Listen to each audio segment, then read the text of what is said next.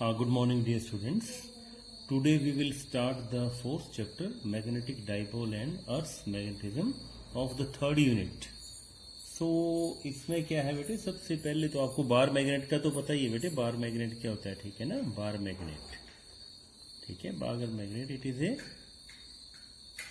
Piece of magnet having two poles. क्या होता है इसमें, एक नॉर्थ पोल होता है और एक क्या होता है बेटे, साउथ पोल होता है, ठीक है। दिस इज क्या होता है, ये बार मैग्नेट होता है बेटे ना। आप सभी ने देखा होगा bar magnet in this way होता है, ये नॉर्थ और ये साउथ, ठीक है बेटे। तो इनको क्या बोलते हैं बेटे, दिस इज पोल, ये एक पोल ये होता है और एक ये पोल होता है, ठीक है बेटे। तो इसमें इसकी पोल की जो डेफिनेशन है वो क्या होगी, पोल बेसिकली शायद बेटे अभी तक आपने ऑब्जर्व नहीं किया होगा, लेकिन सबसे ज्यादा जो इसमें मैग्नेटिक अट्रैक्शन होती है वो कहाँ होती है, कहाँ होती है बेटे, ऑन द पोल्स, ठीक है। यहां पर मैग्नेटिक अट्रैक्शन नहीं होती बेटे जरा भी, along the length of the wire, along the length of the pole there is no any magnetism. So अगर आपसे पूछा जाए कि पोल की क्या डेफिनेशन होगी, ठीक है, the regions in the ends of a magnet at which the magnetism या magnetic force is maximum, this is called pole. लग गया बेटे बता। इसकी जो मैग्नेटिज्म होगी सबसे ज्यादा कहां होती है, पोल्स पे ही होती है बेटे, और सेंटर पे मिडिल पे इसकी जरा भी इसमें मैग्नेटिक अट्रैक्शन नहीं होती है, ठीक है। अच्छा, इसके बाद बेटे देख रहे होंगे आप नोट्स में इसकी क्या है, प्रॉपर्टीज, ठीक है। तो प्रॉपर्टीज आप सभी जानते हैं कि क्या क्या प्रॉपर्टीज होती हैं।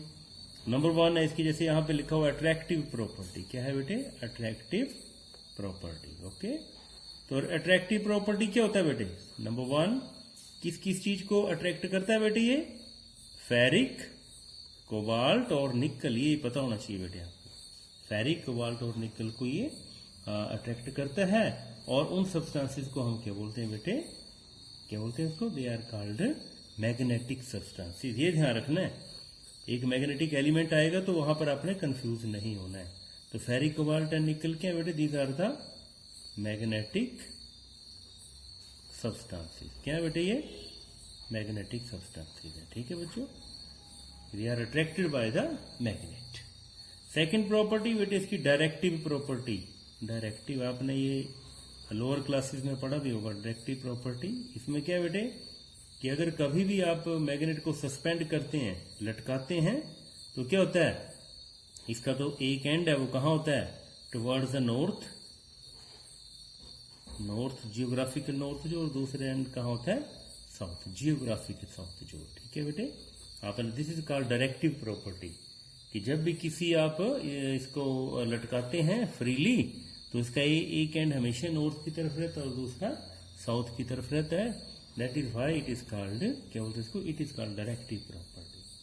अच्छा, थर्ड आपको पता है कि अनलाइक पोल्स जो हैं, जैसे नॉर्थ है यहाँ पर और यहाँ पर साउथ है, तो क्या करेंगे बेटे, ये अट्रैक्ट करते हैं एक दूसरे को, ठीक है, अट्रैक्शन। और जो सेम लाइक पोल है वो क्या करते हैं, एक दूसरे को रिपेल करते हैं बेटे, ठीक है। इसकी फोर्थ प्रॉपर्टी क्या है बेटे, इसकी है इंडक्टिव प्रॉपर्टी। ये बेटे बड़ी इंपॉर्टेंट है, ये fourth, sorry, magnet they are always in pairs, they exist in pairs, ठीक है, हमेशा पेयर्स में होते हैं बेटे। ये कभी भी नॉर्थ पोल आपको अकेला नहीं मिलेगा, ठीक है, ये हमेशा किस में होगा, it will be in pairs, north south हमेशा एक। जैसे आपने माना ये आपके पास एक क्या है, एक बार मैग्नेट, इसको यहां से तोड़ देंगे तो ये साउथ बन जाएगा, ये नॉर्थ बनेगा, ठीक है। दोबारा यहां से तोड़ेंगे, ये क्या बन जाएगा, साउथ, ये नॉर्थ बन जाएगा। तो ये जो हमारा मैग्नेट है वो हमेशा ही पेयर्स में एग्जिस्ट करता है, अनलाइक द चार्जेस। आपने देखा होगा कि चार्जेस जो हमारे वो हमेशा किस में होते हैं, वो अकेला भी हो सकता है, जैसे पॉजिटिव चार्ज अलग हो जाएगा, नेगेटिव अलग होगा, लेकिन इसके अनलाइक जो हमारे मैग्नेट्स हैं वो सारे अलग अलग होते हैं, पेयर्स में होते हैं, ठीक है बेटे। अच्छा, फिफ्थ है बेटे inductive property. Inductive property, induction बेटे आपने फर्स्ट चैप्टर में पढ़ा था। इंडक्शन या इंडक्टिव प्रॉपर्टी क्या होती है कि कोई भी चीज, फॉर एग्जांपल अगर ये आपके पास आयरन का पीस है, तो इसको आप क्या बेटे, इसको आप मैग्नेट बना सकते हैं। अगर इसको आप मैग्नेटिक फील्ड के अंदर रखें, जैसे यहाँ पर नॉर्थ है, यहाँ पर साउथ है, तो ये क्या हो जाएगा, ये साउथ बन जाएगा और ये नॉर्थ बन जाएगा। मीन्स इसमें भी मैग्नेटिज्म प्रोड्यूस हो जाएगी। This is called magnetic property. क्या बोलते हैं बेटे इसको? इंडक्टिव प्रॉपर्टी इसको हम बोलते हैं। अच्छा, रिपल्शन का तो आपको पता है कि लाइक चार्जेस जो वो क्या करते हैं, एक दूसरे को क्या करते हैं, लाइक पोल्स क्या करते हैं बेटे, रिपेल करते हैं। They repel each other, repel each other. ठीक है बेटे, तो I think it is clear to you. तो ये क्या था बेटे आपका, आपकी प्रॉपर्टी थी। और कई बार एक क्वेश्चन आता है बेटे कि why the repulsion is the surest way to identify. Repulsion is the surest way. Repulsion is the surest way to identify the magnet. Identify the magnet. ये क्वेश्चन आता है बेटे कई बार कि भाई कि रिपल्शन ही क्यों श्योरेस्ट वे है किसी मैग्नेट को आइडेंटिफाई करने के लिए। इसमें देखो बेटे क्या होगा, क्योंकि फॉर एग्जांपल आपके पास दो पीस दे दिए मैंने यहाँ पर, मान आपको नहीं पता क्योंकि लोहे की तरह लगते हैं, आयरन की तरह लगते हैं, तो आप कैसे पता लगा सकते हैं माना एक इसमें क्या मैग्नेट है, तो दूसरा अगर इसको यहां ले आएंगे तो भी अट्रैक्ट होगा, ये यहां ले आएंगे तो भी अट्रैक्ट होगा। इट मीन अट्रैक्शन जो वो श्योरेस्ट वे नहीं है। लेकिन जब आप इसको, अगर ये मैग्नेट होगा तो जब इसको एक साइड में ले जाएंगे तो ये रिपेल करेगा, दूसरी साइड जो अट्रैक्ट करेगा। इट मीन्स हमें रिपल्शन ही जो है वो सही ढंग से बता सकती है कि इसकी श्योरेस्ट वे। ठीक है बेटे, ये बेटे कई बार क्वेश्चन आ जाता है तो आप यू कैन राइट इट। अच्छा, नेक्स्ट है बेटे atomic view of magnetism. Atomic view of magnetism. एक बात आपने ध्यान रख देनी बेटे, कई बार आपसे जैसे 1 मार्क्स में क्वेश्चन पूछा जाता है कि what is the cause of magnetism. Cause of magnetism, क्या कारण है बेटे, तो आप क्या लिखेंगे, इसका कॉज क्या है, सिर्फ current. Current is the cause. Current means या flow of charges, flow of charges is the cause of magnetism. ठीक है बेटे, तो एटॉमिक व्यू में आप देख रहे होंगे बेटे कि इसमें लिखा है कि as we know that current loop behave as a magnetic dipole. इसमें क्या होता है बेटे, हम पहले मैंने कहा था, जो हमने बायट-सैवर्ट्स लॉ में पढ़ा हुआ है कि जो बेसिकली जब एक करंट कैरी, जैसे एक कंडक्टर है कोई भी जिसमें करंट फ्लो कर रहा है, तो इसके अराउंड क्या हो जाता है, and it is given by right hand thumb rule. कि थंब क्या बताता है, डायरेक्शन ऑफ करंट बताता है, और जो हमारी फिंगर्स हैं, कर्ल्ड फिंगर्स, वो क्या बताती हैं, मैग्नेटिक फील्ड की डायरेक्शन बताती हैं। ऐसे करके हम लोग, ठीक है, ये क्या होगी, मैग्नेटिक फील्ड। ठीक है बेटे, this is was given by the right hand thumb rule. तो यही है बेटे कि हमारा जो बेसिकली एक जब भी करंट फ्लो करेगा तो उसमें मैग्नेटिज्म हो जाएगी। और अगर हमारे पास कोई सर्कुलर ऐसे करके सर्कुल एक ये बेटे दिस इज द, यहाँ पे करंट फ्लो कर रहा है तो नेचुरली है उसके जो बीच में होगा वो करंट फ्लो, सॉरी मैग्नेटिज्म होगा। और अगर हमारे पास एक, अभी पढ़ेंगे आपकी एक सोलेनॉइड, अगर आपने 10th में पढ़ा भी होगा सोलेनॉइड, इसमें अगर हम करंट फ्लो कराएं तो ये भी क्या करता है बेटे, it behave as a bar magnet, कि बार मैग्नेट की तरह बेटे ये बिहेव करता है। इसका एक एंड नॉर्थ बन जाता है और दूसरा एंड साउथ बन जाता है। तो बेटे बेसिक बात यही है कि जैसे अब कोई भी हमारे पास, जैसे अगर हम इसकी बात करें मैग्नेट की, तो नेचुरली है जैसे माना ये पीस ऑफ आयरन है या पीस ऑफ मैग्नेट है, तो इसमें क्या होगा बेटे, नेचुरली देयर आर एटम्स। इसके अंदर क्या होंगे बेटे, एटम से करंट तो फ्लो कर नहीं रहा होता। जैसे आप किसी बार मैग्नेट को पकड़ते हैं तो उसमें कोई मैग्नेट तो होता नहीं है, लेकिन उसमें क्या होते हैं बेटे, एटम्स तो होते हैं। और आप जानते हैं कि एटम्स में क्या है, इलेक्ट्रॉन्स आर रिवॉल्विंग, इलेक्ट्रॉन क्या करते हैं बेटे, रिवॉल्व करते हैं और वही क्या बना देते हैं बेटे, करंट लूप्स, उसको बोलते हैं करंट लूप्स बना रहे हैं। और उसी के कारण क्या बेटे, मैग्नेटिज्म होता है बेटे। ठीक है, तो लग गया पता एटॉमिक व्यू का क्या है कि एटम में इलेक्ट्रॉन मूव कर रहे होते हैं और वो करंट लूप्स बनाते हैं और उसी से क्या हो जाता है, मैग्नेटिज्म प्रोड्यूस हो जाता है बेटे। ठीक है, अब नेक्स्ट है बेटे इसमें, जैसे हमने कूलम्स लॉ इन इलेक्ट्रोस्टैटिक पढ़ा था, यहां पर है बेटे हमारा कूलम्स लॉ इन मैग्नेटिज्म। ठीक है बेटे, कूलम्स लॉ इन मैग्नेटिज्म। अब इसको कैसे करेंगे बेटे? वैसे बिल्कुल जैसे यहाँ पर दो चार्जेस होंगे, वहां पर क्या थे बेटे? दो चार्जेस थे, Q1 Q2, और यहाँ पर हमने क्या ले ली? दो कोई भी पोल्स ले लिए। जैसे माना ये इसकी पोल स्ट्रेंथ है M1 और इसकी पोल स्ट्रेंथ है M2, वहां पर चार्जेस लेते थे। यहाँ पर क्या लेंगे बेटे? Pole strength. ये नया कंसेप्ट आया बेटे आपका, pole strength. Basically pole strength क्या बताता है?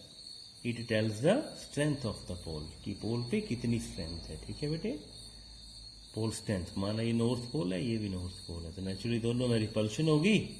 और बेटे इसकी जो वही बात है, according to Coulomb's law, Coulomb law आपको बेटे याद होगा तो चार्जेस के केस में क्या था? Q1 Q2 upon R square, ये था बेटे। इन इलेक्ट्रोस्टैटिक, ये किस में था? इलेक्ट्रोस्टैटिक्स। ठीक है, अगर हम मैग्नेटिज्म की बात करें तो उसमें चार्ज किससे रिप्लेस हो जाएंगे? हमारे पोल स्ट्रेंथ से। और यहाँ पे अगर कांस्टेंट की बात करें तो वहां क्या आता था? 1/4 pi epsilon naught Q1 Q2 upon R square. ठीक है बेटे, तो इसमें ये था बेटे, ये ध्यान रखना, इसमें कंफ्यूज नहीं होना आपने। यहाँ पर एप्सिलॉन क्या था बेटे? Epsilon not was the permittivity of free space. ठीक है बच्चों, परमिटिविटी ऑफ फ्री स्पेस थी। अब बात करते हैं हम coulomb law in magnetism.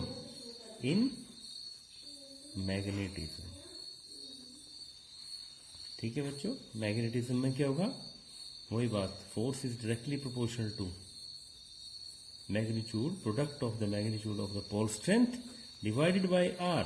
Are क्या बेटे? दोनों के बीच में डिस्टेंस। दो पोल्स के बीच में डिस्टेंस कितना बेटे? Small R. तो वही बात आर स्क्वायर होगा। ये तो यहां तक तो सेम है। अब बात आ गई कांस्टेंट की, तो इलेक्ट्रोस्टैटिक में क्या कांस्टेंट रखा था बेटे आपका? It was 1/4 pi epsilon not.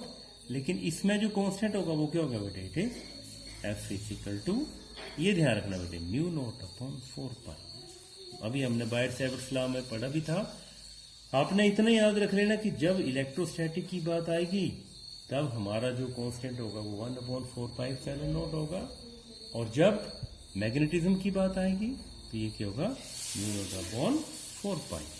और इसकी जो आगे वही बात, M1 M2 upon R square. ठीक है बच्चों, ये हो गया। ओके, म्यू नॉट की वैल्यू आपको पता ही है, कैसे फाइंड आउट करेंगे?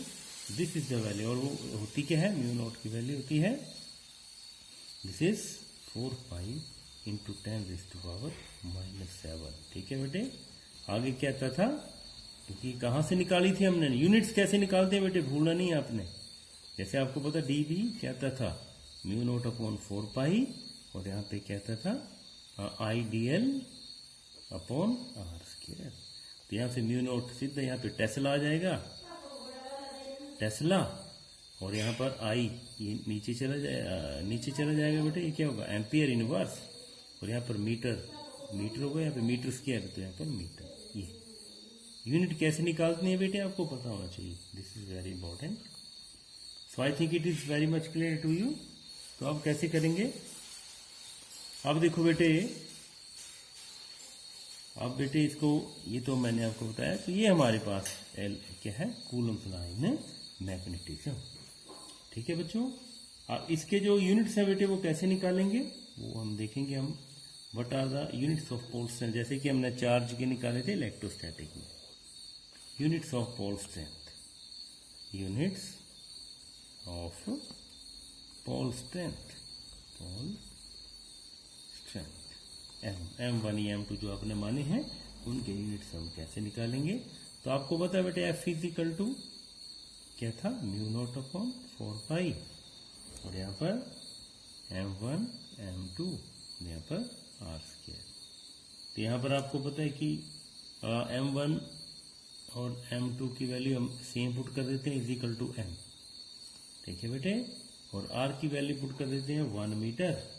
और वही बात, इसको पूरा हमने कट करना होता है, तो F की वैल्यू पुट कर देंगे हम 10⁻⁻7 न्यूटन। ये ध्यान रखना है बेटे, 10⁻⁻7 न्यूटन तो अब यहाँ पे पुट कर देंगे, एस की जगह लिख दिए 10⁻⁷ और म्यू नोट की वैल्यू तो आपको पता ही है क्या है, 4 पाई इंटू 10⁻⁷। वो नीचे 4 पाई था, ये कट जाएगा और यहाँ पर m² आ जाएगा और नीचे 1 आ जाएगा। तो हमारे पास ये सब कुछ कट जाएगा और we are left with m² equal to 1। क्या गया बेटे, m² equal to 1 ampere metre. तो m की वैल्यू क्या आएगी, ±1 एम्पियर मीटर, क्योंकि इसका जब स्क्वायर रूट लेंगे तो दो वैल्यूज आएंगी, एक +1 होगा और एक -1 होगा। ठीक है, तो I think it is clear to you. तो ये बेटे अब इसको डिफाइन कैसे करेंगे, pole strength is said to be 1 ampere metre if it repels equal and like poles with the force of 10⁻⁻7 Newton when placed at a distance of 1 meter apart। ठीक है बच्चों, तो मेरे ख्याल ये क्लियर हो गया आपको बात। अब बेटे नेक्स्ट है आपका मैग्नेटिक डाइपोल। मैग्नेटिक डाइपोल, ठीक है बेटे। अब मैग्नेटिक डाइपोल कैसे करेंगे, मैग्नेटिक डाइपोल बेटे बेसिकली बार मैग्नेट को ही क्या कहते हैं बेटे, मैग्नेटिक डाइपोल कहते हैं। क्योंकि आपने बेटे इलेक्ट्रिक डाइपोल पढ़ा था, तो इलेक्ट्रिक डाइपोल क्या होता है, सिस्टम ऑफ क्या होता है, जैसे आप प्लस का चार्ज था यहाँ पर -1 तो ये जो होता है दिस सिस्टम इज कॉल्ड, और कितना डिस्टेंस होता था इनके दोनों के बीच में, 2a। तो system of 2 equal and opposite charges, वहां पे चार्जेस थे, यहाँ पे क्या होंगे बेटे 2 पोल्स। ठीक है, यहाँ पर क्या आएगा, जैसे माना नॉर्थ और ये साउथ। तो बेसिकली बार मैग्नेटिक क्या होता है बेटे, बार मैग्नेटिक इटसेल्फ है, इसमें 2l ले लेते हैं डिस्टेंस, वहां पे 2a लिए थे। ये बार मैग्नेटिक ही क्या होता है, magnetic dipole. I think it is clear to you. और ये क्या था, इलेक्ट्रिक डाइपोल बेटे, इलेक्ट्रिक डाइपोल। बेटे जो चैप्टर है ये पूरा का पूरा आपका वैसा ही है जैसे कि इलेक्ट्रिक फील्ड था, तो आपने इसको ढंग से पढ़ना है इलेक्ट्रिक फील्ड की तरह। अगर वो आपको क्लियर है चैप्टर तो इसमें भी आपको कोई भी प्रॉब्लम नहीं होगी। ठीक है बेटे, अब आगे जैसे देखो मैंने इलेक्ट्रिसिटी के साथ इसको कंपेयर कर रहा हूँ। वहां पे आपने इलेक्ट्रोस्टैटिक पढ़ा था, इलेक्ट्रिक फील्ड पढ़ा था, वहां पर कूलम लॉ पढ़ा था इन इलेक्ट्रोस्टैटिक्स, यहाँ पे मैंने कूलम लॉ इन मैग्नेटिज्म पढ़ लिया। तो ये बेटे हमारे पास मैग्नेटिक डाइपोल ऐसे होगा। अच्छा नेक्स्ट है बेटे इसके साथ ही वही जैसे वहां पर इलेक्ट्रिक डाइपोल मूवमेंट पड़ी थी, यहाँ पे पढ़ेंगे हम magnetic dipole movement. Magnetic dipole movement बिल्कुल वैसे ही बेटे, वहां पर हमारी जो आती थी उसकी जो P की वैल्यू क्या थी बेटे, क्या वो इंटू 2a। कैसे डिफाइन करते थे हम इसको, magnetic dipole electric dipole movement is defined as the product of either charge. अब आपको पता है कि चार्जेस दोनों सेम है, तो product of either charge and distance of separation between them. तो सिमिलरली बेटे मैग्नेटिक डाइपोल मूवमेंट क्या होगी, मैग्नेटिक डाइपोल मूवमेंट यहाँ पे लिखा हुआ डाइपोल मूवमेंट, तो क्या होगा बेटे, it is noted by capital M। ये ध्यान रखना है, इलेक्ट्रिक डाइपोल मूवमेंट को डिफाइन करते हैं P से, कैपिटल P से, और मैग्नेटिक डाइपोल मूवमेंट को हम डिनोट करते हैं कैपिटल M से। और सेम वहां पर क्यू था, तो क्यू को किससे रिप्लेस करेंगे, पोल स्ट्रेंथ से, और डिस्टेंस यहाँ पर 2 है। And this is also vector quantity. तो इसको कैसे डिफाइन करेंगे बेटे, it is the product of either pole strength and distance of separation, दोनों का प्रोडक्ट है पोल स्ट्रेंथ का और distance of separation between the poles, ये लेंथ ऑफ द डाइपोल। तो मेरे ख्याल से बेटे आपको क्लियर हो गया होगा। और वही बात, इसके यूनिट्स क्या होंगे, इसके यूनिट क्या थे बेटे इलेक्ट्रिक डाइपोल मूवमेंट के, कूलम मीटर, क्योंकि चार्ज के यूनिट होते हैं कूलम और डिस्टेंस के यूनिट होते हैं मीटर। तो सिमिलरली यहां पर बेटे पोल स्ट्रेंथ के भी हमने यूनिट किए, क्या थे, एम्पियर मीटर। ठीक है बेटे, और साथ में इसके क्या हो जाएंगे मीटर, क्योंकि डिस्टेंस है तो क्या आ गया इसका यूनिट आ गए ampere metre square. These are the units of क्या होंगे बेटे, डाइपोल मोमेंट, मैग्नेटिक डाइपोल।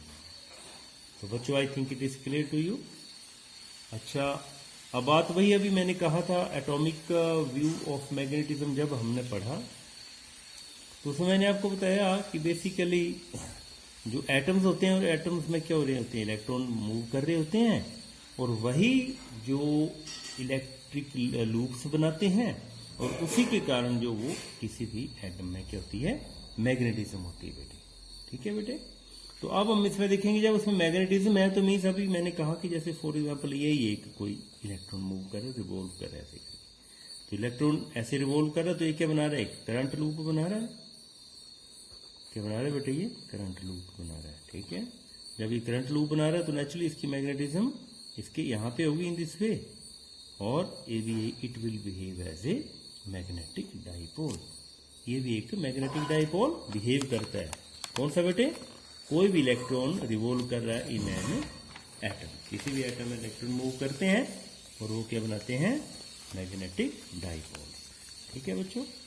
तो इसको हम अब मैं इसको आपको करके बताता हूँ कि current loop as a magnetic dipole. तो इसकी डाइपोल मूवमेंट कैसे होती है वो गिवन है, वो आपने याद रखना है। करंट लूप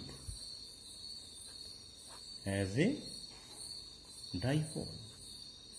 ठीक है बच्चों, current loop as a dipole कैसे करती है।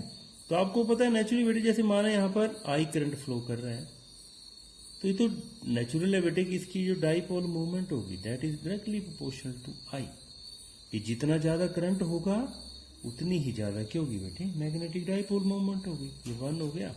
और सेकंड है कि magnetic dipole movement is directly proportional to area of the loop. जितना ज्यादा इसका एरिया होगा, जैसे मीन्स रेडियस जितना ज्यादा होगा उतनी ही ज्यादा क्या होगी, इसकी डाइपोल मूवमेंट होगी। ये दो चीजों पर ही डिपेंड करता है बेटे। जो करंट कैरिंग लूप है तो उसमें कितना करंट फ्लो कर रहा है, और secondly it depends upon the area of the loop. जितना ज्यादा एरिया होगा उतना ज्यादा। This implies that this is directly proportional to I into A. ठीक है बेटे, आई ए पर दोनों को करेंगे और उसमें डायरेक्टली इसका सिर्फ एन लगाते हैं, एन इंटू आई। एन मीन्स अगर ज्यादा, जितनी ज्यादा नंबर ऑफ टर्न्स होंगी इन दिस पे, जितनी ज्यादा नंबर ऑफ टर्न्स होंगे बेटे उतना ही ज्यादा क्या होगा, करंट इसकी करंट होगा और उतनी ही ज्यादा इसकी डाइपोल मूवमेंट होगी बेटे, जिसको हम रिप्रेजेंट करते हैं कैपिटल एन से। तो I think it is very much clear to you. अब बेटे नेक्स्ट है हमारा एक बहुत ही, जो हमने सारे के सारे आर्टिकल जो हमने इलेक्ट्रिक फील्ड में पढ़े हुए हैं वही वहां पर बेटे हैं। तो मैं इसका एक आपको करवा देता हूं। तो बेटे इसमें है सबसे पहले magnetic field on the axial line of A dipole. ठीक है बेटे, मैग्नेटिक फील्ड पढ़ा था ना बेटे, electric field on the axial line of electric dipole. तो यहां पर क्या है, magnetic field on the axial. Very easy बेटे, हमने इलेक्ट्रिक फील्ड में पढ़ा हुआ axial line of the dipole. ठीक है बच्चे, इसको कैसे करेंगे, वही बात जो हमने पहले सबसे पहले यहां पर क्या बनाएंगे बेटे, डाइपोल बना लेंगे। ये नॉर्थ है और ये साउथ है। इसका सेंटर पॉइंट ओ मान लेंगे और यहां पर पी क्या होता है बेटे, पॉइंट ऑफ ऑब्जर्वेशन जो हमने किया हुआ है। तो यहां से वही बात, ये डिस्टेंस कितना होता था बेटे, आर। ठीक है, और यहां से एल ये डिस्टेंस हो जाता था, एल ये डिस्टेंस हो जाता था। ठीक, क्योंकि 2L है टोटल डिस्टेंस, तो यहां से एल ये हो गया, एल ये हो गया, इसलिए 2L था। तो वही बात आ गई। अब बात नॉर्थ। अब एक इसमें एक ध्यान रखने वाली बात यह है बेटे कि जो इसका डायरेक्शन ऑफ मैग्नेटिक फील्ड होती है वो होती है नॉर्थ से अवे और साउथ के टुवर्ड्स। जैसे कि नॉर्थ को आप पॉजिटिव मान सकते हैं और साउथ को नेगेटिव। पढ़ा था बेटे आपने। तो नॉर्थ से क्या होती है, आउटवर्ड, और साउथ से क्या होती है, इनवर्ड। ऐसे करके होती है इन दिस, और यहां पर क्या होती है, इनवर्ड। ठीक है बेटे। अब देखा जाए तो नॉर्थ की अगर देखा जाए तो इसको हम बी एन मान लेते हैं, बी एन। बी एन क्या है, magnetic field due to north pole. And what is this, this is B S. B S क्या है बेटे, this is the magnetic field due to south pole. अब इसकी डायरेक्शन इस डायरेक्शन में क्यों ली है, क्योंकि साउथ पोल की टुवर्ड्स होगी और नॉर्थ से अवे होगी। ठीक है बच्चों, तो अब बेटे इसकी वैल्यूज पुट करेंगे। तो थोड़ा मैं आपको ध्यान दे देता हूं कि इलेक्ट्रिक फील्ड की क्या वैल्यू आती थी बेटे, 1/4πε0 Q/r²। ये मैं इसलिए करवा रहा हूं बेटे कि थोड़ा सा आपको याद आ जाए और यहाँ पे आप इजिली इनकी वैल्यूज पुट कर सकें। तो सिमिलरली मैग्नेटिक फील्ड की क्या होगी वैल्यू, Bn। अब यहाँ पर क्या होगा, इस कांस्टेंट की जगह क्या होगा, μ0/4π, और क्या की जगह क्या होता है, पोल स्ट्रेंथ है, और r तो वही होगा r²। लेकिन r क्या होगा बेटे यहाँ पर, हम Bn की बात कर रहे हैं, ये ना Bn यहाँ से ये, और ये डिस्टेंस कितना होगा बेटे, Np। यहाँ पर क्या लिखेंगे, Np²। ठीक है बच्चों, अब Np की जो वैल्यू आएगी वो क्या आएगी बेटे, μ0/4π, और यहाँ पर m/Np की वैल्यू क्या आएगी, r - l²। ठीक है बच्चों, इसी तरह जो Bs की वैल्यू आएगी, magnetic field due to south pole, ये क्या आएगी, μ0/4π, यहाँ पर m और यहाँ पर r + l²। ठीक है बेटे, अब वही बात यहाँ पर नॉर्थ पोल इससे नजदीक है, तो नेट मैग्नेटिक फील्ड क्या होगी बेटे, टोटल Bn - Bs। ये क्यों हुआ, क्योंकि Bn is greater than Bs। क्यों, क्योंकि नॉर्थ पोल जो है, नॉर्थ पोल इज नियरर, उससे nearer to the point of observation, point P। ठीक है बच्चों, तो आप देखेंगे बेटे जैसे आपने वहां किया था इलेक्ट्रिक फील्ड में, वेरी इजी आप उसको करेंगे। तो B = Bn और Bs की वैल्यूज दोनों पुट कर देंगे। तो Bn की वैल्यू क्या थी बेटे, Bn की वैल्यू थी μ0/4π, और यहाँ पर m/r - l² minus μ0/4π m r + l²। तो यहाँ से आ जाएगी μ0/4π m को निकाल दो यहाँ पर, और माइनस r यहाँ पर, और -1/r + l²। सिंपल मैथमेटिक्स है बेटे, कोई डरने की बात नहीं है। अब वही बात μ0/4π × m, और यहाँ पर इन दोनों का एलसीएम क्या आएगा, r - l² r + l², और साथ में ये यहाँ जाएगा r + l² minus r - l²।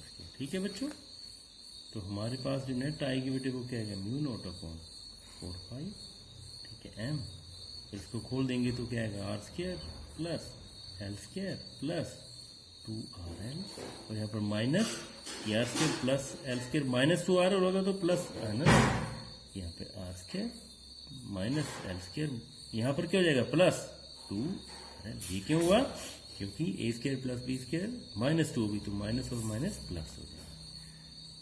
और इसको भी मैं कर देता हूँ solve, a - b × a + b क्या होता है बेटे, a² - b², पर साथ में क्या यहाँ पे होल स्क्वायर भी है। तो सब कुछ कट गया, and we are left with μ0/4π, यहाँ पर m 4rl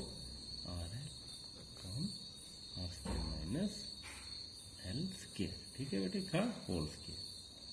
तो ये वैल्यू आ जाएगी। अब इस दोनों को वी कैन पुट हियर, μ0/4π, यहाँ पर क्या आएगा, हमारे पास बच जाएगा 2r × M। ठीक है बेटे, क्या बचेगा, 2r × M। अब मैं बताता हूँ M कहाँ से आया, r² - l² नीचे, क्योंकि M क्या होता है बेटे, अभी हमने पढ़ा m × 2l। तो I think it is clear to you. आगे आप इसको वेरी इजीली कर पाएंगे, इसके आपने स्पेशल केसेस देखे हैं। तो ये हमारे पास वैल्यू है, और इसकी जो वेक्टर फॉर्म में आएगी μ0/4π, ठीक है, 2r × m divided by r² - l²। तो ये बेटे वेरी इजी, आप इसको बहुत आसानी से कर सकते हैं। तो इसमें कोई प्रॉब्लम वाली बात नहीं है, और इसके स्पेशल केसेस में कर लेंगे। एक बार आर को ज़्यादा लिखेंगे करेंगे और एक बार एल को ज़्यादा करेंगे। ठीक है, वेरी वेरी ग्रेटर करेंगे तो ये वेरी इजीली सॉल्व हो जाएगा। तो अब इसका दूसरा पार्ट भी कर देता हूँ बेटे मैं साथ में ही। क्या था? Magnetic field on the equatorial line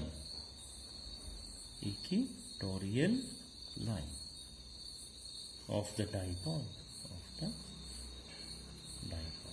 ठीक है बच्चों, तो इसको कैसे करेंगे? वही जैसे हमने इलेक्ट्रिक डाइपोल वाले केस में किया था। एक तरह से बच्चों ये समझो कि आपकी रिवीजन हो रही है, क्योंकि सारे के सारे आर्टिकल इलेक्ट्रिक फील्ड वाले हैं। आपने इसको ढंग से करना है। तो इसका सबसे पहले डायग्राम बनाइए बेटे। ये क्या आ गया बेटे? आप सपोज ये आपका साउथ है, ये क्या आपका नॉर्थ है। यहां पे पॉइंट ऑफ ऑब्जर्वेशन आ गया। ठीक है बच्चों, अब ऐसे करके वेरी इजी है ये, इन दिस वे।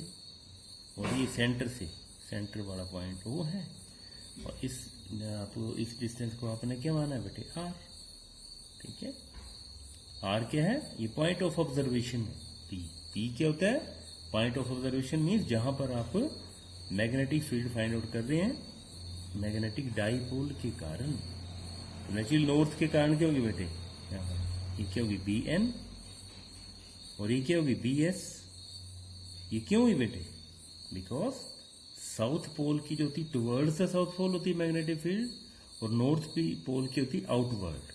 ठीक है बेटे, अगर ये थीटा है, ये भी थीटा है, तो नेचुरली यहां पर जो होगा this is theta and this is also theta. ठीक है बच्चों, I think there is no any problem. तो वही बात, अब हम बी एन और बी एस की वैल्यू फाइंड आउट करेंगे। तो बी एन की वैल्यू जो होगी क्या होगी? म्यू नॉट अपॉन 4 और इसकी पोल स्ट्रेंथ की यही वाली बात करें, स्मॉल एन, और डिस्टेंस क्या होगा? एन पी का स्क्वायर। ठीक है बच्चों, अब एन पी का स्क्वायर बेटे हम, और आपको पता कि ये जो डिस्टेंस है यहां से यहां तक एल है, और यहां से यहां तक क्या है? ये एल। ये क्यों आया ये एल यहां पर? क्योंकि इसका टोटल जो डिस्टेंस लेंथ होती है डाइपोल की वो होती है 2L। ओके, तो अब इसमें एन पी स्क्वायर आएगा। तो एन पी स्क्वायर का पाइथागोरस से अगर हम निकालें एन पी स्क्वायर की वैल्यू क्या आएगी? नेचुरली ये O P square plus O N square. तो इसकी जो वैल्यू आ जाएगी, ओ पी क्या है बेटे? R square plus O N क्या है? L square. तो यहाँ पे पुट कर देंगे, तो बी एन की वैल्यू आएगी mu naught upon 4 M upon N P की जगह क्या आएगा? R square plus L square. ठीक है बेटे, this is the value. Similarly अगर इसकी वैल्यू देखें तो बी एस की भी वैल्यू क्या होगी? Mu naught upon 4 small M, और यहाँ पर R square plus L square. ठीक है बेटे, this are the values 1 and 2। अब बी एन और बी एस की वैल्यूज तो बेटे हमने फाइंड आउट कर ली है, लेकिन एक प्रॉब्लम क्या है बेटे? अभी भी एक ये प्रॉब्लम है कि अभी हमने नेट मैग्नेटिक फील्ड निकालनी है। तो नेट मैग्नेटिक फील्ड आप वेरी इजीली निकाल पाएंगे। तो उसकी जो वैल्यू आएगी और that will be equal to B is equal to, लिखेंगे पहले इसको B N plus B S. ठीक है बेटे, तो इसको निकालने के लिए बेटे आप वेरी इजीली इसको कर लेंगे। तो आप इसमें क्या करेंगे? यहाँ पे एक बेटे अपने रेक्टेंगुलर रिजोल्यूशन वाला मैंने इलेक्ट्रिक फील्ड में भी कराया था कि बी एन का एक इस डायरेक्शन में होगा और एक इस डायरेक्शन में होगा। तो बी एन का इस डायरेक्शन में क्या होगा? बी एन कोस थीटा, और बी एस का इस डायरेक्शन में क्या होगा? B S cos theta component. और ये जो दोनों साइन थीटा वाले कंपोनेंट हैं, यहाँ पर क्या होगा? बी एस साइन थीटा, और यहाँ पर क्या होगा? In this direction B N को साइन थीटा। तो ये दोनों इक्वल एंड ऑपोजिट होंगे और ये कैंसिल कर जाएंगे। तो हमारे पास क्या रहेगा? B N cos theta plus B S cos theta. अब ये दोनों बराबर हैं, वी नो दैट। तो बी की वैल्यू आएगी, पुट कर देंगे म्यू नॉट अपॉन 4 यहाँ पर क्या आएगा? M upon R square plus L square cos theta plus mu naught upon 4 M upon R square plus L square cos theta. ठीक है बेटे, तो दोनों बराबर हैं, तो b की वैल्यू क्या आ जाएगी 2 into mu naught 4 pi m R square plus L square और साथ में कोस थीटा। ठीक है बच्चों, तो ये आपके पास आ गई वैल्यू। अब बात यही होती है कि कोस थीटा की अब हम वैल्यू पुट करेंगे बेटे।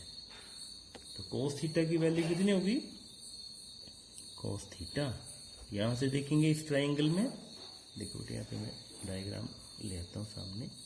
तो इस ट्राइंगल में देखेंगे बेटे कोस थीटा तो क्या होगा, B upon H means O N upon H क्या है बेटे, एन पी। ठीक है बेटे, O N upon N P.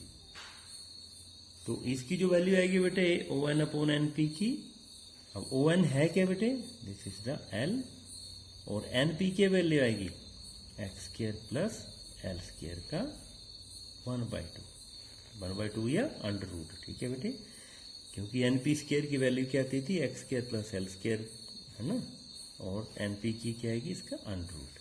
तो यहाँ पुट कर देंगे, तो बी की वैल्यू क्या आ गई 2 mu naught upon 4 pi M upon R square plus L square, और साथ में कोस थीटा की वैल्यू क्या लिख दी, L upon x square plus L square का raise to power 1/2।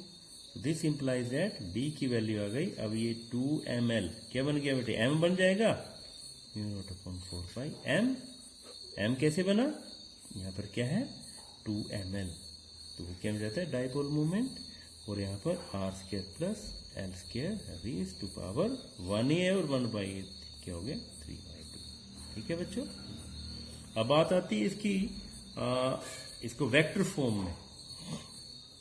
Vector form में कैसे लिखेंगे, तो वेक्टर फॉर्म के लिए क्या करना बेटे आपने, अब आपको पता है कि हमारी जो मैग्नेटिक फील्ड होती है, मैग्नेटिक फील्ड की डायरेक्शन क्या होती है, नॉर्थ टू साउथ।